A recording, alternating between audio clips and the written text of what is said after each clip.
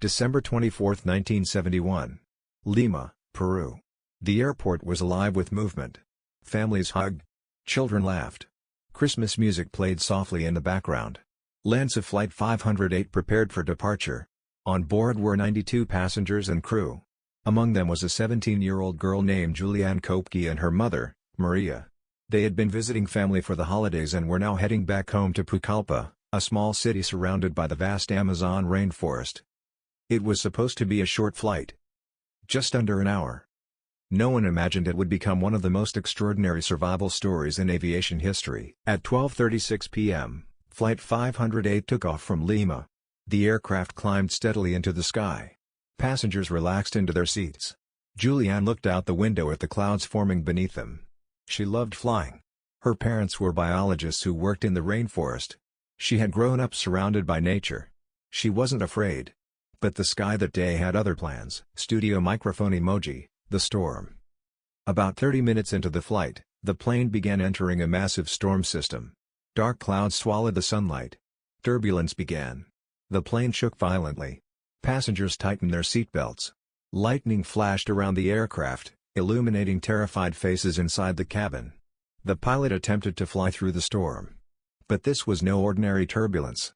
This was a powerful tropical thunderstorm. Then, a bright flash. A direct lightning strike hit the aircraft. Passengers screamed. Within seconds, the plane began breaking apart mid-air. The right wing tore off. The aircraft spiraled downward. Oxygen masks dangled uselessly. The sky roared. And then, the unthinkable happened. The plane disintegrated. At nearly 10,000 feet above the Amazon rainforest. Studio microphone emoji, the fall. Juliane was still strapped to her seat. Suddenly, she was no longer inside a plane. She was falling. Still buckled to 3 connected seats. Spinning. Plummeting through the air. Clouds rushed past her. Wind tore at her body. The jungle canopy grew closer and closer. And then, darkness. When Juliane opened her eyes, it was silent. The storm had passed. She was lying on the jungle floor. Miraculously alive. Her collarbone was broken. Her eye was swollen shut. Her body was covered in bruises. But she was breathing. She was alive. Around her were pieces of the wreckage scattered across the rainforest. There were no voices.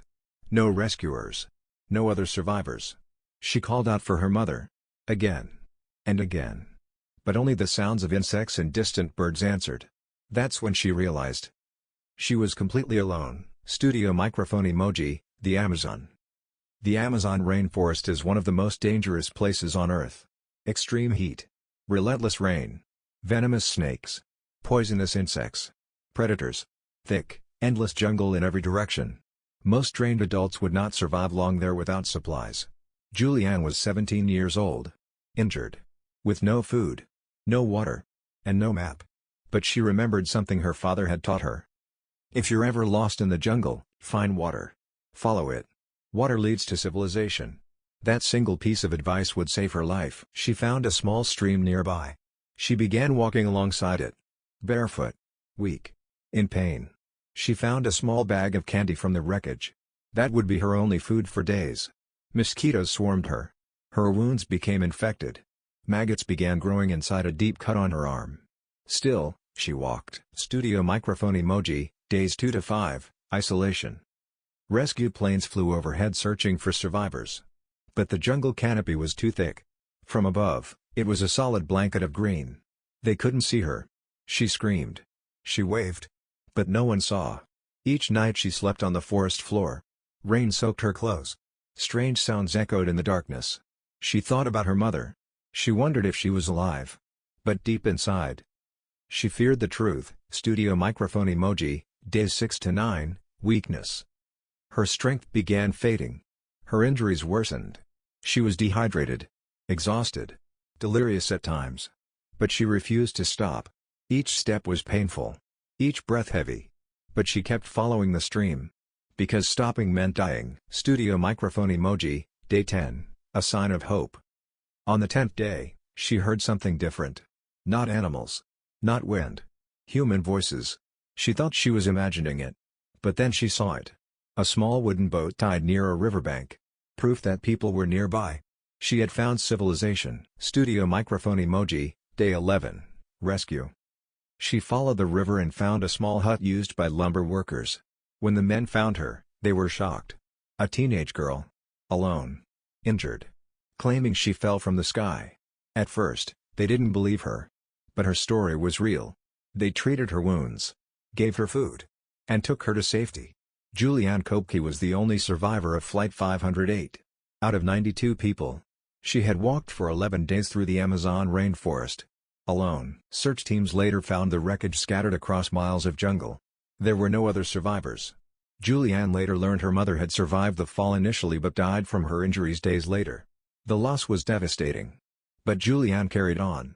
She eventually became a biologist, following in her parents' footsteps. She returned to the very rainforest that both nearly killed her and saved her life. Her survival remains one of the most extraordinary stories in aviation history. Experts call it a statistical impossibility. But sometimes, human willpower defies statistics. Studio microphone emoji, closing. Flight 508 was a tragedy. But from it emerged a story of strength, of instinct, of survival against impossible odds. A girl who fell from the sky. A jungle that softened her landing. And 11 days that proved the power of the human spirit.